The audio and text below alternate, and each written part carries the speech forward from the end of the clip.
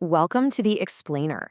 So, today we're diving straight into a deeply intimate, really meditative journey. We're exploring Marco Dane's profound philosophy on science, existence, and spirituality, which he lays out in his book, Spirit Matters.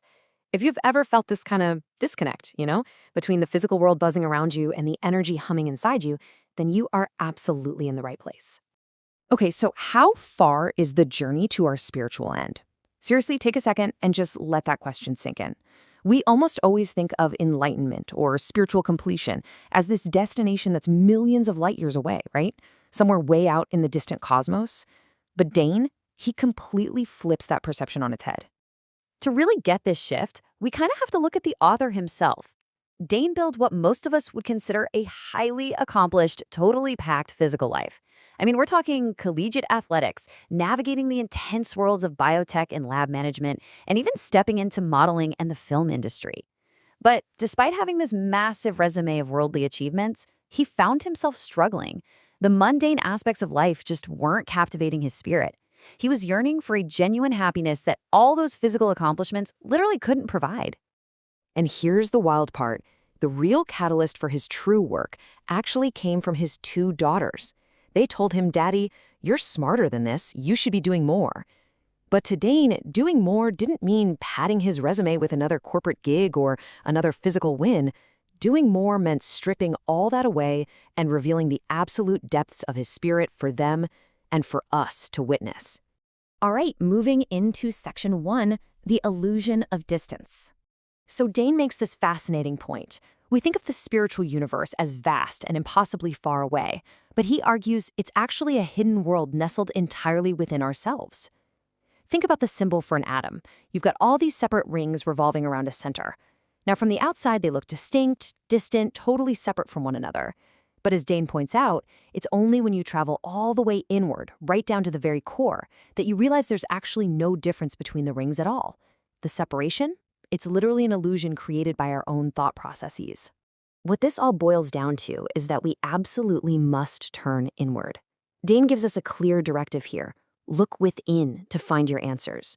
Look within to know your path. It's ironic, but by consciously separating ourselves from those external physical distractions, we become way more deeply connected to all things and to the source itself. It's right at this inner core that we start perceiving reality through a broader divine lens. It's what Dane beautifully calls seeing with the eyes of God. Which brings us to section 2, driving the physical vessel. I love this next part. To make sense of how this plays out in our everyday lives, Dane uses a super relatable metaphor, driving a car. Basically, your physical body is the vehicle, the car itself, and your spirit is the driver. Right now, your spirit is simply operating this physical vessel on our current vibratory frequency. The body gets us around the material world, sure, but it is definitely not who we truly are. So how do we break out of this? Dane explains that to truly understand our reality, we have to learn how to put this physical car into park. We've got to stop moving so frantically in the material world. Once we're finally in park, we can release the emergency brake of our unconsciousness. Doing this breaks us free from the limitations of that physical vessel and allows our spirit to step out and explore the vast, true reality that exists way beyond this single dimension. Okay, section 3, the boomerang of creation. Once you step out of the car and realize your spiritual potential, you understand that you're an active co-creator in this universe. Your vibratory frequencies literally impact all dimensions. And Dane warns us we need to be hyper-aware of 3 specific things: our thoughts, our actions, and especially our feelings. He describes every single one of these as a boomerang. Whenever you launch a thought, an action, or a feeling out there into the world, it takes its own unique flight path and creates a ripple effect. And no matter how long it takes, that boomerang will always circle back to hit you, teaching you firsthand exactly how pure energy works. And that brings us to this absolutely massive realization. Dane says the energies we create are the energies we become. I mean, let that sit with you for a second. If you're a focused learner actively seeking true self-discovery, this is your golden rule. The love, the light, or even the negativity you put out there, it directly shapes your own spiritual evolution. All right, section 4, cultivating universal love. Once you get a handle on those energy mechanics, you open yourself up to what Dane beautifully calls the fruitful soul. He writes so passionately about the profound bliss of just simply observing nature. He describes watching the growth and maturity of a beautiful flower or a piece of fruit as this experience that awakens a massive appreciation for life. It's like a sensory symphony, right? The flavors, the sunlight, the earth's nurturing embrace. It brings an almost orgasmic bliss. This is our spirit recognizing the interconnected magic of creation, which is honestly way more captivating than any earthly addiction. And from that deep connection to nature, we learn about true, unselfish love. Unselfish love is loving even when it isn't reciprocated at all.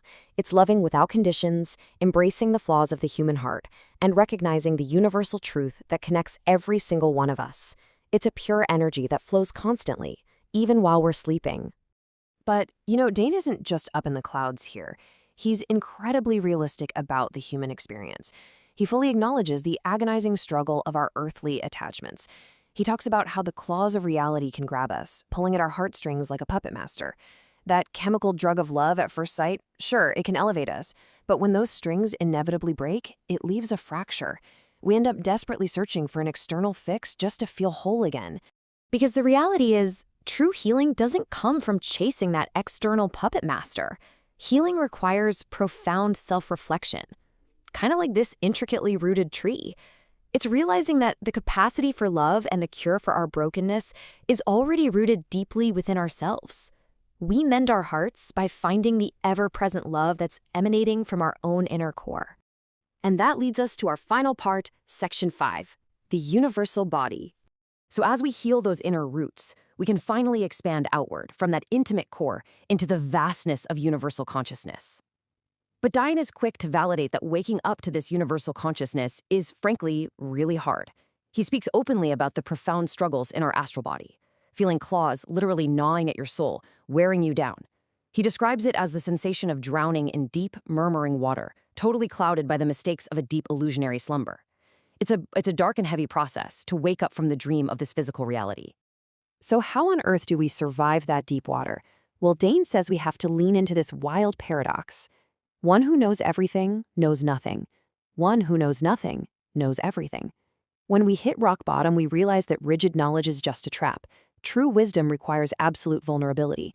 It requires the willingness to fall, to openly admit we know nothing, so that we can finally be open to learning everything. And this actually brings us full circle right back to that atomic mind metaphor. Gaining infinite knowledge isn't about hoarding facts like materialistic trophies. It's an eternal, non-material pursuit. To detach from the need to know it all is to actually gain the entire universe. The absolute beauty of existence lies in this never-ending quest for understanding, just continually expanding our perspectives. So I'm going to leave you with this final, really provocative thought directly from Dane's text. Do you really want to understand, engulf, and reach a definitive end of understanding all?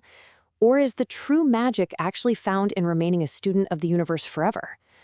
Take that question with you, keep exploring your own spirit, and keep launching those positive boomerangs. Thanks so much for joining me on this explainer, and remember, keep looking inward.